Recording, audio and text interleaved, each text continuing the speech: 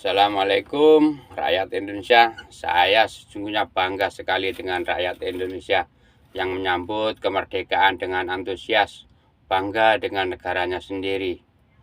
Tapi saya sungguh nyesek melihat pejabat-pejabat kita yang menari-nari setelah gajinya dinaikkan. Begitu nyesek melihat rakyat kita yang di bawah sengsara. Begitu nyesek hati dan pikiran saya melihat para pejuang veteran yang masih hidup untuk saksi hidup kemerdekaan Indonesia, kesejahteraannya tidak jauh dari tercukupi, hanya pas-pasan saja. Mereka lah yang memperjuangkan mati-matian, bukan para pejabat di gedung DPR yang joget-joget atas penderitaan rakyatnya. Dia tidak tahu, dia hanya duduk di kursi saja, bagaimana masyarakat di bawah melawan tekanan dan himpitan ekonomi. Yang di atas malah berjoget-joget, membuat undang-undang kenaikan pajak, semua dipajakin. Seperti susah membedakan antara preman di pasar yang memalak. Kalau kamu nggak mau bayar, jangan jualan di sini. Kalau kamu nggak mau bayar, saya obrak-abrik rombong kamu. Saya obrak-abrik tempat jualan kamu. Itu preman. Nggak ada gelar, nggak ada apa.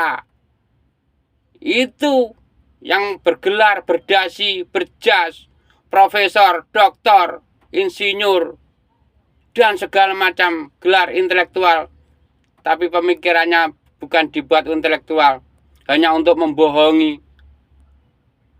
menipu, bagaimana cara merampok uang negara, bisa lolos. Kalau dijerat pakai ini, lolosnya ke sini. Kalau dijerat pakai pasal ini, lolosnya ke sini. Kalau dijerat pakai ini, nanti bisa lolosnya ke sini. Hanya itu saja yang dipikirkan. Kemerdekaan, waktu kemerdekaan yang diberi amnesti atau pengampunan, malah koruptor. Nggak terbalik itu. Koruptor diberi pengampunan di hari kemerdekaan. Itu nggak terbalik 180 derajat.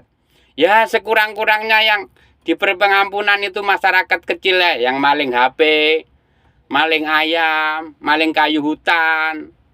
Itu yang ada di rumah itu masih ada istri, anak menunggu.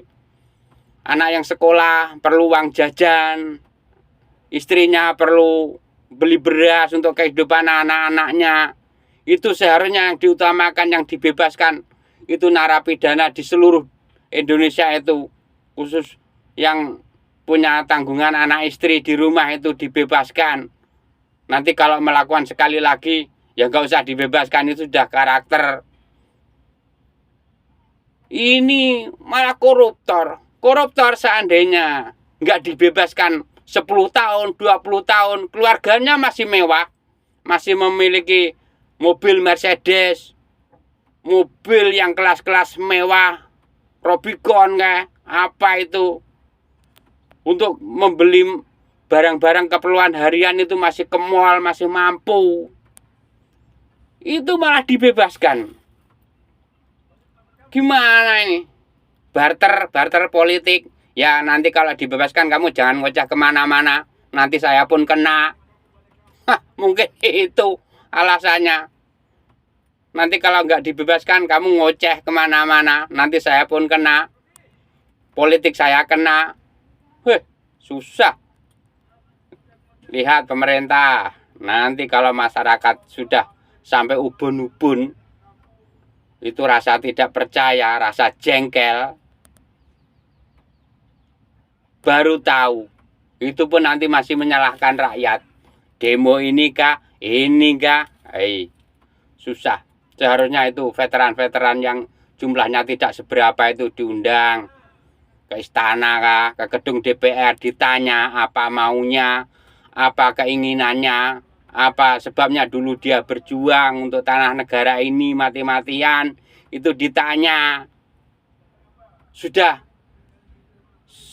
terrealisasikah keinginannya para pejuang yang dulu berjuang itu sampai sekarang? Sudah ada kenyataan kan ya? Ditanya itu yang pejuang itu lahir dari nalurinya itu kalau bicara itu. Bukan naluri pembohong, penipu, perampok, gelar sekolah tinggi-tinggi hanya untuk menipu. Hei, susah. Wes, nggak bisa kata-kata lagi sama pejabat-pejabat yang tidak bermutu, tidak punya intelektual. Oke, mau kerja sajalah, senang, dapat uang.